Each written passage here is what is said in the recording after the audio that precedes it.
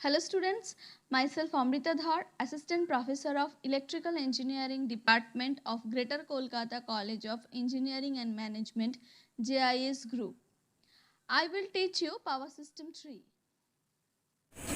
In this video, I will discuss about Bewley lattice diagram and reflection and refraction at a T-junction, and also I discuss about reflection and refraction coefficient for open circuited line, short circuited line and line terminated in its characteristics impedance. Now these topics are included in module 5 of the subject Power System 3. Subject code is EE-703A. Now to make you understand about these topics over PowerPoint presentation is quite difficult. So I will do board work to make you understand better. So let's start. Relation between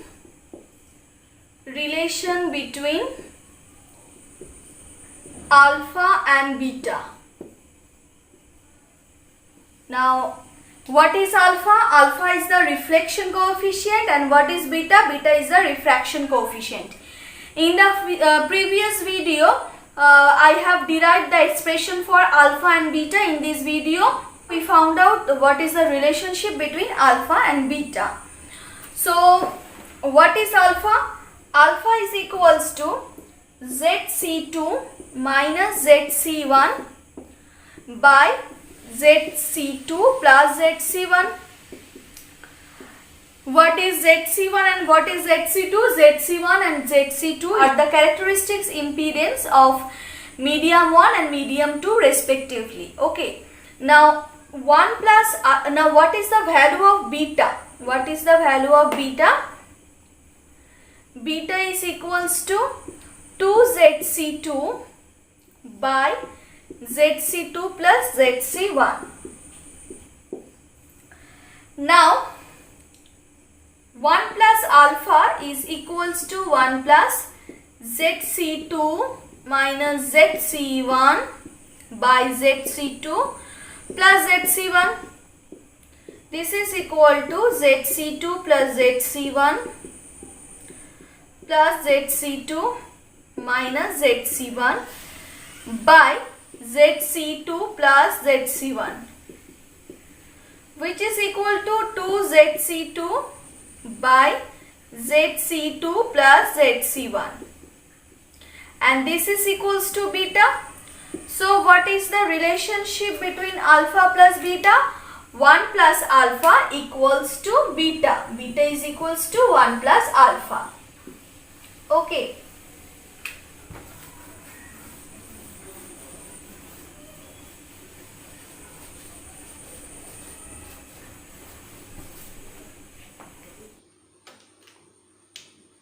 Now VR is equals to ZC2 by ZC1 plus ZC2 into VI. Now from this equation and beta 1 plus alpha, we can write VR by ZC1 is equals to alpha VI by ZC1, and IR is equals to minus alpha into II. It means that reflection coefficient for current is negative of the reflection coefficient for voltage. For three special case, that means open circuited line,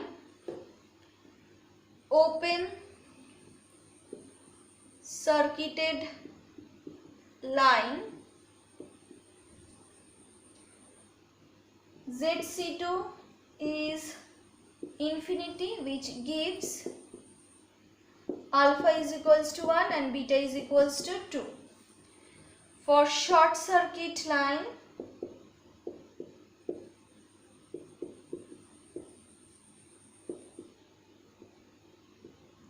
ZC2 is equals to 0, so alpha is equals to minus 1 and beta is equals to 0, and line terminated in its characteristic impedance matches. That means when ZC1 equals to ZC2, This is 1, this is 2, this is 3. Then the value of alpha is equals to 0 and beta is equals to 1. Now it is seen from the above that in case of matched termination there is no reflection and the line acts as if it is infinitely long. And this thought is of importance in communication lines but not in power lines. For open circuit line, as seen from above, VR is equals to alpha Vi, which is equals to Vi, and IR is equals to minus alpha Vi by Zc, which is equals to minus Vi by Zc, which is equals to minus II, because for open circuit case the value of alpha is equals to 1. Now various stages in the process of reflection of a rectangular voltage wave and its associated current at the open circuit end of a line are illustrated in this figure.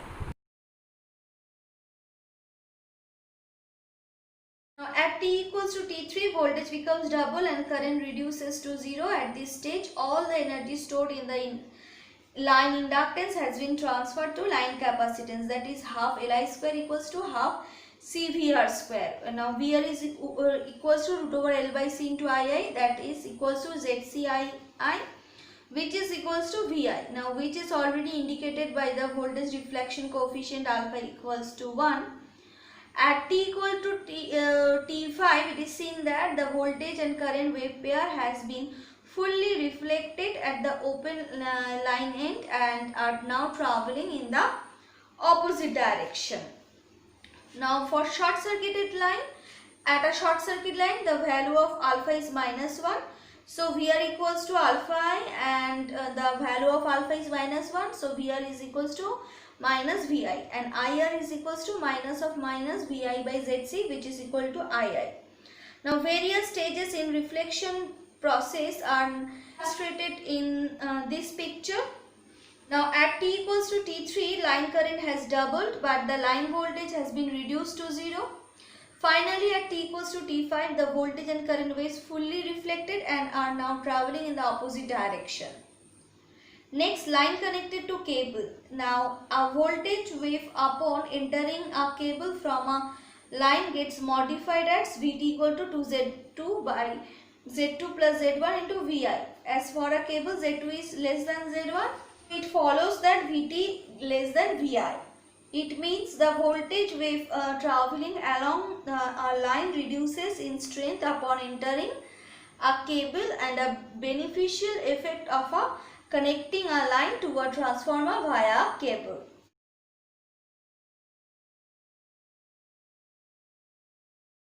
Now reflection and refraction coefficient at T junction.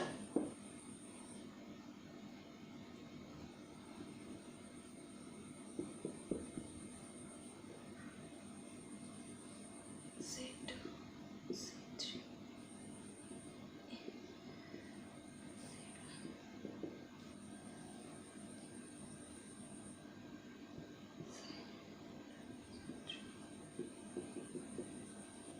Now a travelling wave E and I travelling on a line of such impedance Z1 meets a junction with two lines having impedance Z2 and Z3 respectively. Okay, Z2 and Z3. So in this case, the reflection coefficient alpha, the value of alpha is equals to Z2 parallel Z3 minus Z1, Z2 parallel Z3 plus Z1. Now which is equals to 1 by Z1 minus 1 by Z2 and minus 1 by Z3 by 1 by Z1 plus 1 by Z2 plus 1 by Z3. And refraction coefficient beta is equals to 1 plus alpha. Now 1 plus this is equals to 2 by Z1, 1 by Z1 plus 1 by Z2 plus 1 by Z3. Next is Bewley lattice diagram. Bewley lattice diagram.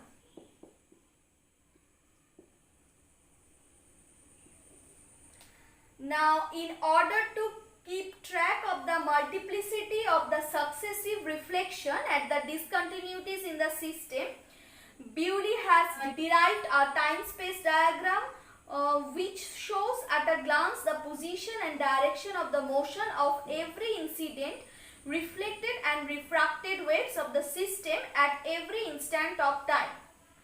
The effect of attenuation and wave distortion can be accounted without much problem.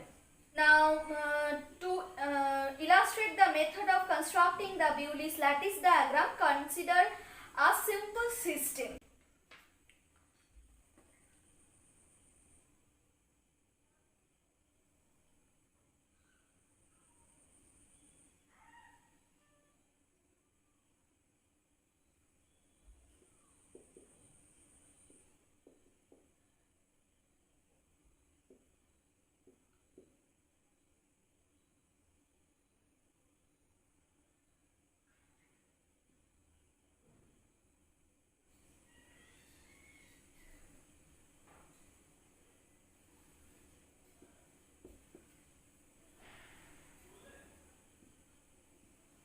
DC generator of unit voltage is switched on to a lossless line of characteristics impedance ZC with a load resistance RL at the receiving end. For simplicity, it is assumed that the generator has zero impedance and such that a unit voltage wave is continuously fed to the line after the switching instant. The reflection coefficient at the receiving end is equals to alpha R is equals to RL minus ZC by RL plus ZC. What is the formula of reflection coefficient? ZC2 minus ZC1 by ZC2 plus ZC1. Here ZC2 is equal to RL and ZC1 is equal to ZC. Now, the sending end reflection coefficient is alpha S is equal to minus 1.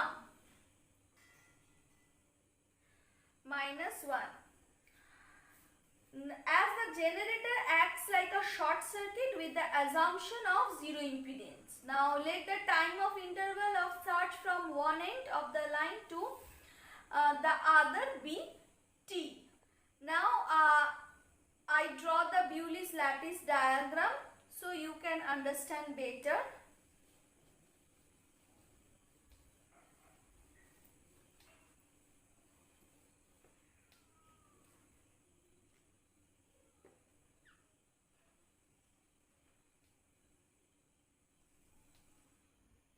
This is the sending end, this is the receiving end. Now, immediately upon switching a unit, step voltage surge travels down the line towards the receiving end.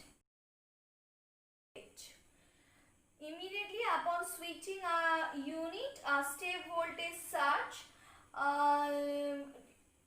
travels the line towards the receiving end. Now, when the surge reaches the line end at t seconds, this is the step voltage.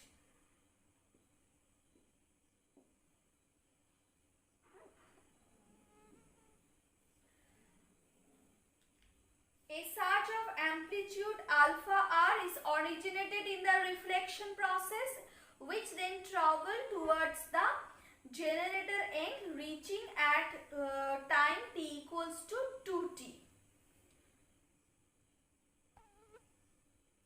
This is alpha R. Now, VR or IR is equals to alpha into VI. Here VI is 1. So, VR is equals to alpha R. Alpha is, in this case, alpha is equals to alpha R. The reflection at the generator end causes an outward surge of strength minus alpha R. This is minus alpha R. Okay. Now, what is the reflection coefficient? Reflection coefficient is VR in this case equals to alpha into VI. Now alpha is alpha R and VI is minus alpha R. So this is equals to minus alpha R square. So this is equals to minus alpha R square. This is t second, this is 2t, this is 3t, this is 4t. Okay. Now this is equals to alpha R square, and what is the value of this? This is equals to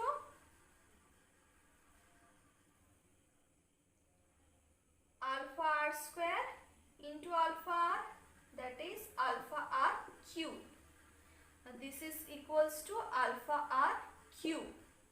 Okay. Now what is refraction coefficient? Refraction coefficient is beta equals to 1 plus alpha. Okay, so in this case refraction coefficient is 1 plus alpha R.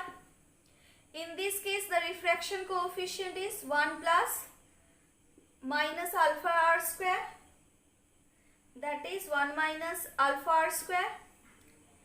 In this case what is the value of alpha? Alpha R cube.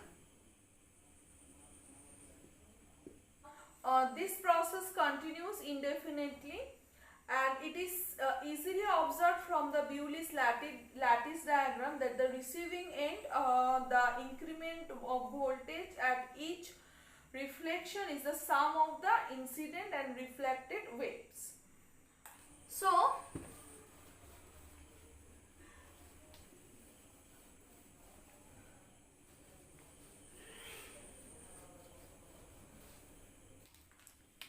VR is equals to 1 plus alpha R,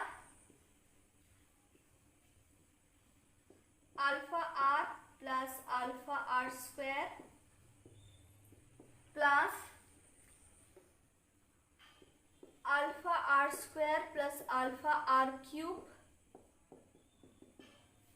which is equals to 1 plus alpha R, 1 plus alpha R square plus alpha R to the power 4 plus minus alpha R cube, alpha R whole to the power 5 .